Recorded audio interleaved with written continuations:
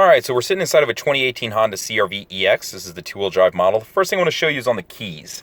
So this car does come with a remote start. To use it, that's the button right here. You always got to press the lock button first, then the remote start button, and that'll fire it up. It'll then run for 20 minutes, so keep that in mind in case you accidentally hit it. You're not going to run your car out of gas. If you needed to turn it back off before then, you could press the unlock button and then press that and it would turn it off. So just be aware of that. And what it's set up to do is it'll get, the temperature up or down to, that 72, 74 range to help keep your car comfortable when you go to get in it. Jumping over to the side over here, you can see I have auto up and down windows. I do have my window locks, and then I have my door locks and my window control, my mirror controls. Down here, you're gonna see three different buttons. First is my road departure mitigation. This is set up to where if it's on, which you can tell it's on by the light, if I start to veer off the shoulder of the road, it'll shake the wheel and give you a little beep. My collision mitigated braking system, this is designed to brake the car before I hit somebody. So if I was looking like I was gonna rear end somebody, this would be a good safety feature to have on.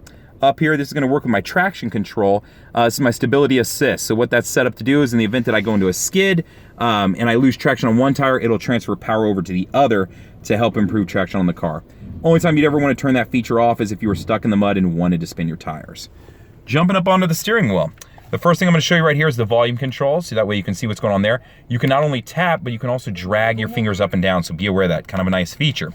The I button is gonna be an information button, so it's gonna affect some things up here. So whether I want an attention monitor, whether I want my maintenance to see what my oil life is, whether I want just whatever audio I'm listening to, things like that, that's what this button is for.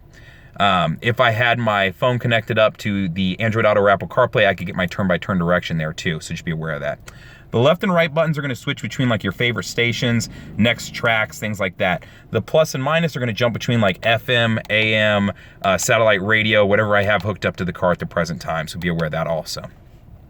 My Bluetooth controls are right below that, so you'll notice to answer a phone call, to hang up or go back, and then to use for voice commands.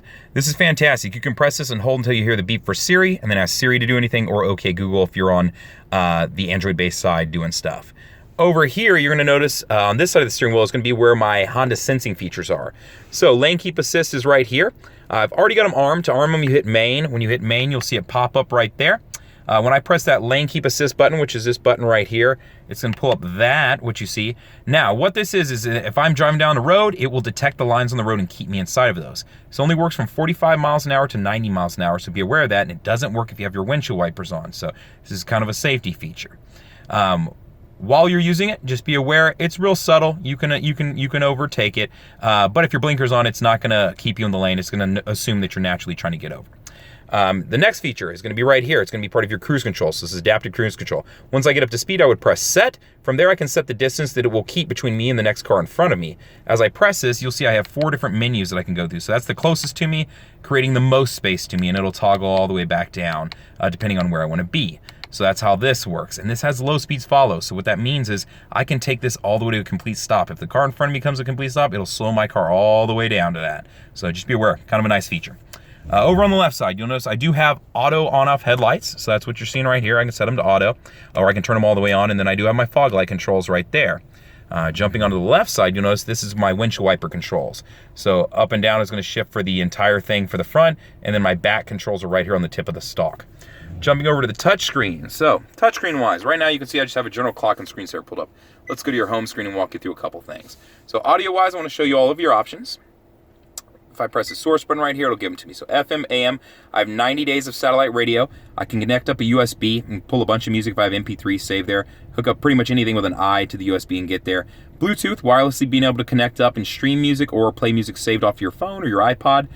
Pandora, I like using Pandora, however, I like to use it on the Bluetooth setting because if you use this one, what it's gonna do is lock up your phone. So if you're waiting on that important text or call or anything like that, it's gonna kind of affect some things. So just be aware of that. So let's jump out of this screen and go over here to info. This is where I could change and set up that screensaver that you're saying. If I wanted to put up a picture, I could, loading it through like a JPEG through the USB. Let's get back to that screen though. If I wanted to just get a tripometer information pulled up, I could do that also if I wanted to see it here as opposed to over in the center of this, but where I would normally be getting it kind of over here in this range. Jumping back over here. my Honda Link right now, this is set up to where it'll give you your VIN. You can set up maintenance reminders. You can set up an account with them. It's just an email and kind of setting up a password thing. Eventually, you'll be able to do a lot of other things. Right now, with our top line Accord, it's set up to where you can start doing stuff like being able to find where your car is located at, and you're eventually going to be able to like turn on your car and off your car with or unlock it with your phone. So that's what this is kind of heading towards, just so you know.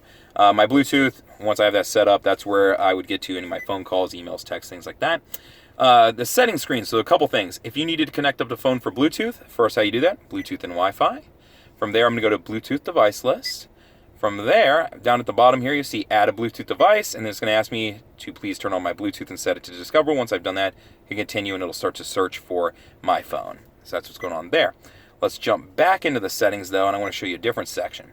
So if you were buying a car from me, hopefully I went through this with you on a settings worksheet, but this is where all the vehicle settings are. So door locks, lighting, walk-away auto lock timers, things like that are all going to be here. So the first one I just want to show you is your door and window setup.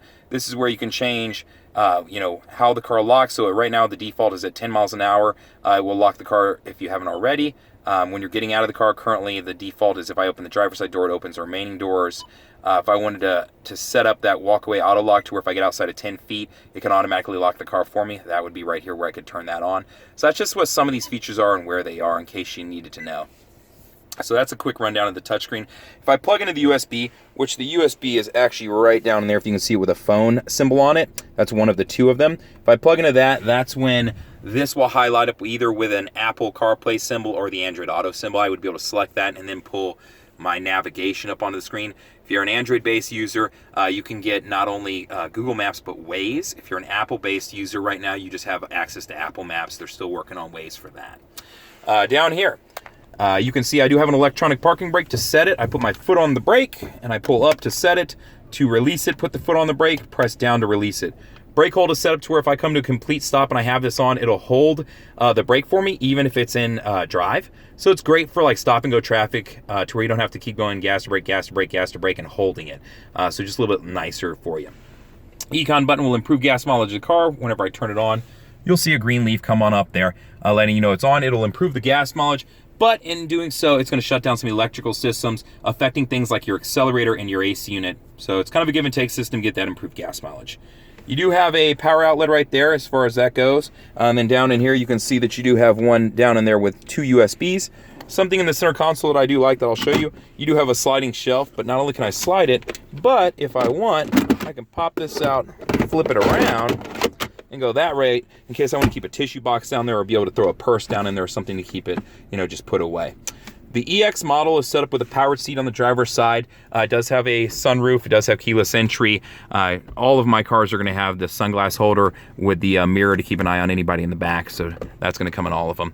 It does have the wood grain finish, so it's a nice look to the car. This is actually the dark green model with the black interior. And you can see I do have one of the seats flipped down right now. So if you have any questions about this car, feel free to reach out to me. You can comment on the YouTube video. You can always email me at jfuller@howdyhonda.com. Or you can call me at 512-443-4300. Thanks.